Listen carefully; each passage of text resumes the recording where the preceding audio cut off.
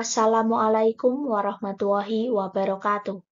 Salam sejahtera bagi kita semua. Yang terhormat, Bapak Sudarsono SHMM, selaku dosen pengampu mata kuliah perilaku organisasional. Perkenalkan, nama saya Martin Sofiana dengan NIM 202311248 dari kelas K mata kuliah perilaku organisasional. Di sini saya akan mempresentasikan terkait penugasan mata kuliah perilaku organisasional tentang materi definisi kinerja dan cara membangun kinerja karyawan.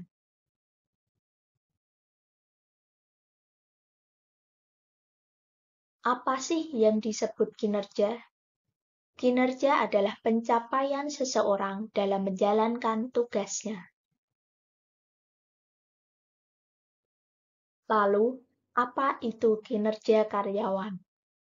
Menurut Colquitt dan G. Wilson, kinerja karyawan adalah watak dan keikutsertaan para pegawai di organisasi dalam meraih tujuan organisasi.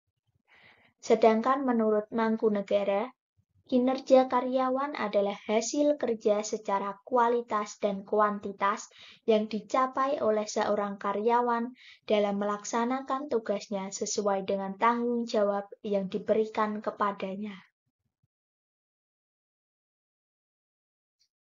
Apa itu kinerja organisasi? Menurut Bastian, kinerja organisasi adalah gambaran mengenai tingkat pencapaian pelaksanaan tugas dalam suatu organisasi dalam mewujudkan sasaran, tujuan, misi, dan visi organisasi tersebut. Selanjutnya adalah cara membangun kinerja karyawan. Yang pertama adalah leadership atau kepemimpinan.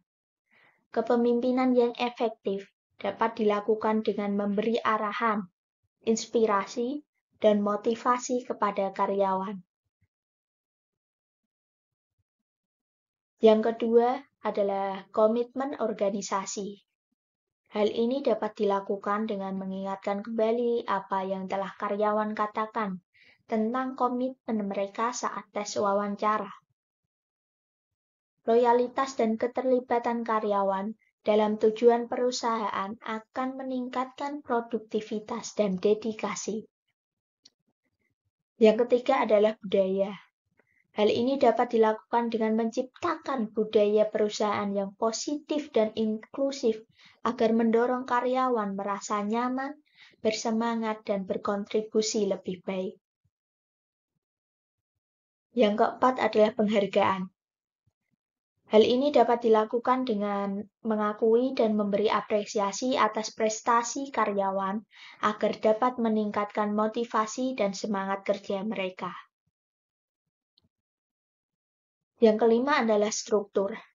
Dengan struktur organisasi yang jelas, dapat memastikan tanggung jawab dan peran karyawan dijalankan secara efisien.